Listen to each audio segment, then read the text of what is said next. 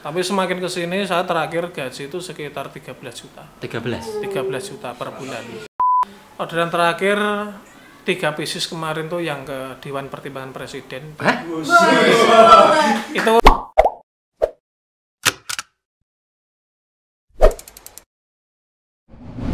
Sahabat Tusra, hari ini kita undang wirausahawan lagi yang luar biasa dari alumni SMK Negeri 2 Sragen tahun berapa Mas? 2009. 2009. Nanti kita kulik semuanya, apa yang didapatkan di sini, apa yang didapatkan di luar, bersama talent kita di hari ini bersama Mas Didik Supriyadi. Didik Supriyadi. Silahkan untuk memperkenalkan diri, Mas Didik Supriyadi. Assalamualaikum warahmatullahi wabarakatuh. Perkenalkan, nama saya Didik Supriyadi. Yang semangat gitu, adik kelasnya biar semangat. Dikat apa? Enggak, lanjut aja. Lanjut aja, nggak apa-apa. Perkenalkan, nama saya Didik Supriyadi. Saya alumni tahun 2009. Saya jurusan otomotif. Kebetulan gimana ya? Saya sekarang memiliki usaha sendiri, yaitu kerajinan dari pipa paralon berupa lampu hias, dan salah satu andalan saya yaitu LED box batik ukir yang mungkin insya Allah masih jarang sekali di dunia, apalagi di Indonesia ya. Mungkin kira-kira seperti itu perkenalannya. Ya, ini SMK itu kan bekerja, kemudian melanjutkan, terus wirausaha. Ini pernah bekerja enggak? Sesudah lulus? Saya pernah bekerja di salah satu kontraktor pertambangan, Pak. PT Buma. Itu tambang apa itu? Tambang batu bara. Luar biasa, no? Ya, luar biasa. Capeknya? Capek, dan gajinya juga capek itu ya, kerja itu pasti capek ya. Tapi soal gaji Pak juga luar biasa. No? Berapa itu di sana? Gaji paling kecil saya pernah dapat itu 4,5. Itu paling, belum lembur? Itu waktu 2010 itu sudah termasuk lembur. Sudah 2010. termasuk. Tapi 2010 4,5 itu sudah luar biasa. Sudah luar biasa. Tapi semakin ke sini saya terakhir gaji itu sekitar 13 juta. 13 juta per bulan. 13. Ya. Terus aku piro? 13 juta. 13 juta loh itu loh. Ya, itu saya gimana ya? Saya lepas, saya jujur aja 2020 itu bukan kena PHK, tapi saya minta PHK, Pak. Minta PHK. Biar dapat pesangon. Ya, niat saya waktu itu biar dapat pesangon, tapi ternyata nggak bisa. Nggak bisa, kalau mengundurkan diri itu nggak dapat pesangon. Kalau dipecat itu dapat pesangon. Masalahnya yang ini nggak tak pecat, biar mundur sendiri-sendiri.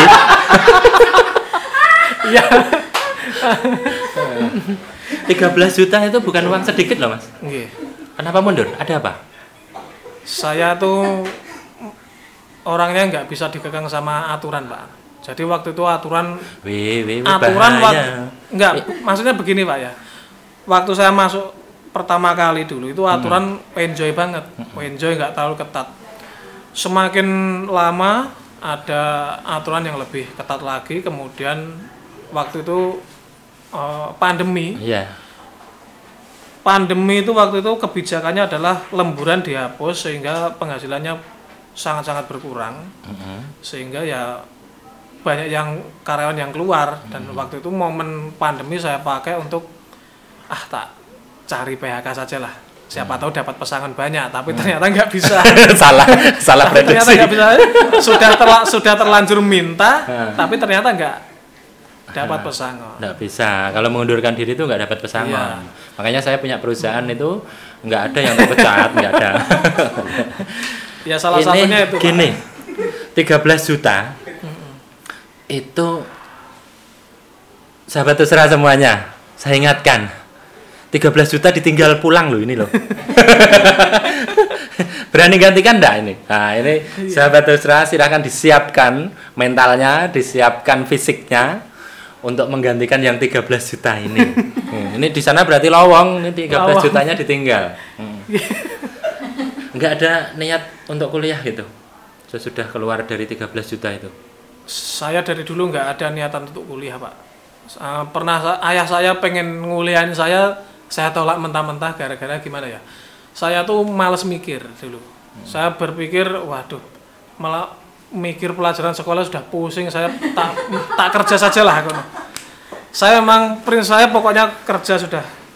Udah nggak mau mikir berat. Iya, bukan pemikir tapi pekerja keras. Iya, Ya. Bisa jadi. Jadi karena bukan ada tipe-tipe yang beda. Memang siswa-siswi SMK 2 ini ada yang memang tipe pekerja keras. Iya. Ada yang tipe pemikir. Kemudian yang tipe yang lain nggak usah tak sebutkan. Yang kadang Tipe. repot itu. Sesudah keluar dari industri, dari perusahaan dengan gaji yang tinggi itu, terus kemana? Langsung Pak, langsung saya menjalankan apa yang sudah saya jalankan sebelumnya di perusahaan. Karena saya sebenarnya merintis usaha ini waktu itu hanya sekedar sampingan. Pas Itu di mes gitu ya? Iya, pas di mes itu semenjak 2018 awal. Jadi saya waktu itu iseng-iseng beli mesin ukir. Mesin ukir Berapa itu belinya? belinya waktu itu 1,5 juta itu Murah, sudah komplit. Itu pun uang hasil hutang. Lo gajinya 13 Iya. juta, 1,5 Karena utang piye? Begini, kenapa itu bisa hasil hutang? Waktu itu saya sempat dirumahkan selama 3 bulan. Selama 3 bulan saya nggak dapat penghasilan sama sekali kan gitu.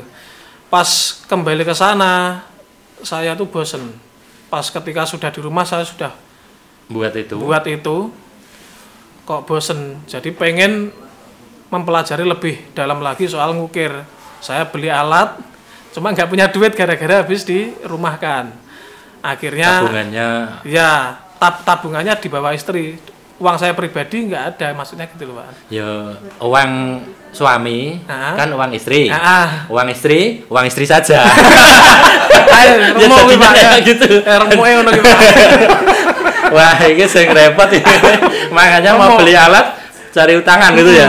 Waktu itu pokoknya nekat 1,5 juta. Dan saya waktu itu Itu masih bilang istri enggak? Aku Enggak. mau pinjam itu. Enggak, saya enggak bilang istri. Saya beli pokoknya 1,5 juta utang sama teman. Saya waktu itu masih dalam proses belajar ngukir. Belajar ngukir, nekat menerima orderan. Saya nekat. Nanti kalau ada yang komplain ya sudah, berarti bukan rezeki saya.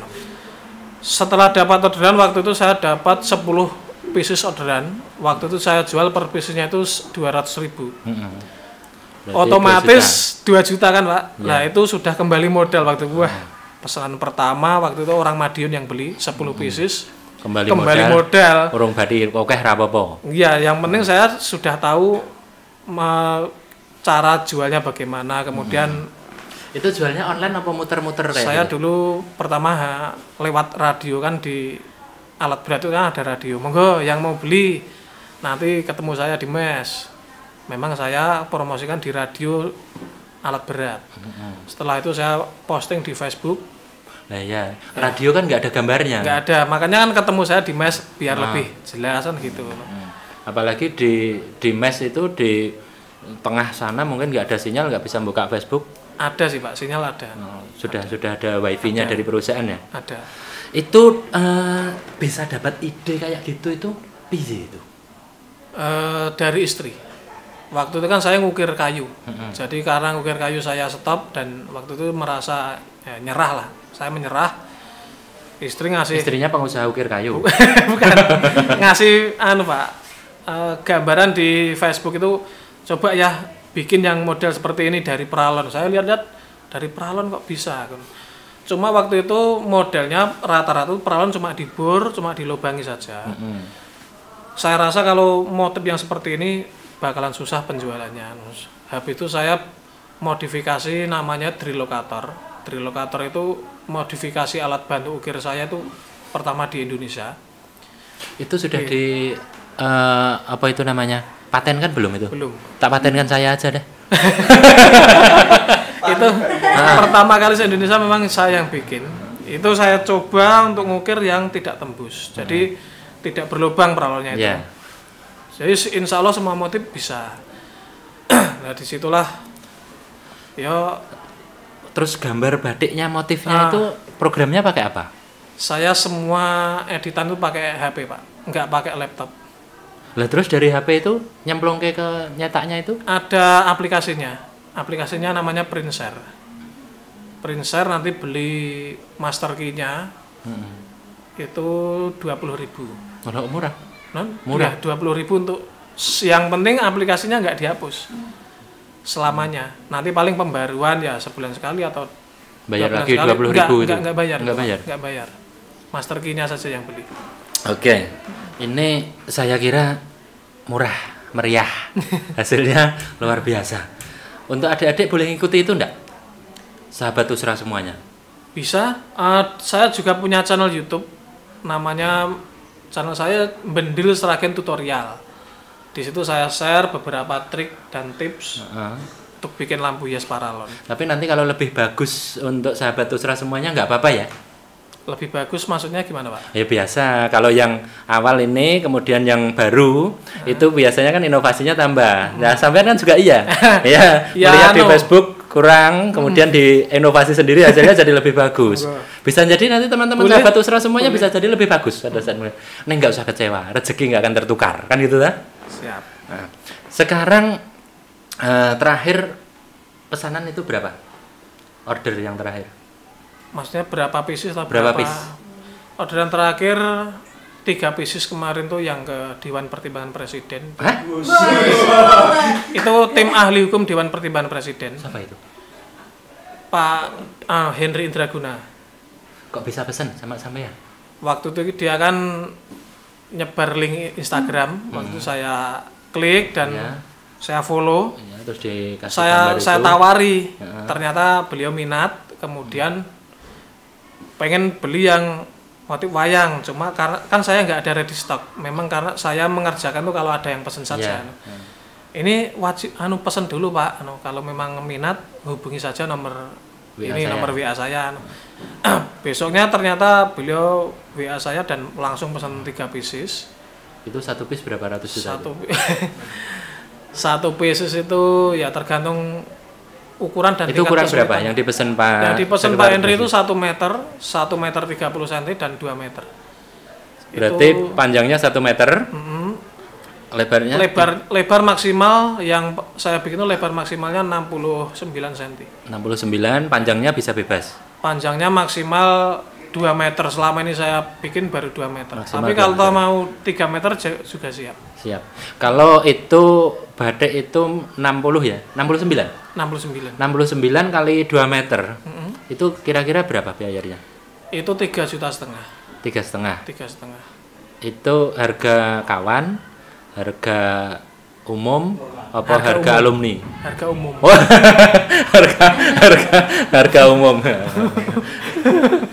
Lah masa ini harus beda-beda ini. Harga kawan berapa? Ada harga alumni ya. Ada harga alumni ini harus beda-beda. Iya. Harga alumni ya bisa diatur. Nah, bisa diatur. Nanti tim sukses saya siap. Kemudian pesanan sudah sampai sekretariat presiden. Tim ahli hukum, Pak. Tim ahli hukum presiden. Dewan Pertimbangan Presiden. Omset kira-kira 1 bulan berapa itu? Omset sih nggak tentu sih Pak. Rata-rata antara 3 juta sampai 4 juta saja. Iya. Ya, bukan maksudnya saya nggak bisa ngasih tinggi karena apa ya? Orderan itu kan omset bersih apa omset Pak? Omset total. Berarti total ya omsetnya. Omsetnya 8 sampai 9 juta. 8 sampai 9 juta. Itu jadi semua penjualan. Iya. Kalau omset itu kan semua penjualan. Semua penjualan nih. Nah, tapi kalau laba bersih antara ya 4 sampai 5 lah, 4 sampai 5 juta. Ya, mungkin karena belum terlalu besar.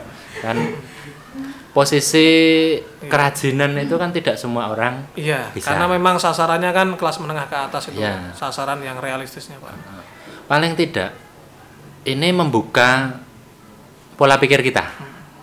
Membuka pola pikir kita, sekolahnya otomotif 13 juta ditinggal. Sekarang buka usaha batik dari peralon. Batik Ukir dari Pralon sudah sampai tim ahli hukumnya presiden. Ini luar biasa. Alumni SMK 2 ini. Ini luar biasa. Alumni SMK 2. Sahabat Usra semuanya, artinya di sini ini memang pencetak orang-orang yang luar biasa. Ada motivasi untuk sahabat Usra semuanya terkait dengan kegiatan-kegiatan selanjutnya sesudah lulus dari SMK Negeri 2 Sragen. Motivasinya apa ya? Ya tetap semangat dan jalani apapun dengan senang hati gitu aja. Nek seneng pokoknya insya Allah maju. Insya Allah maju. Rezeki tidak akan tertukar. Terima kasih Mas Didik. Hari ini sudah hadir di podcast Tusra Suara bersama dengan CEO SMK Negeri 2 Sragen. SMK bisa!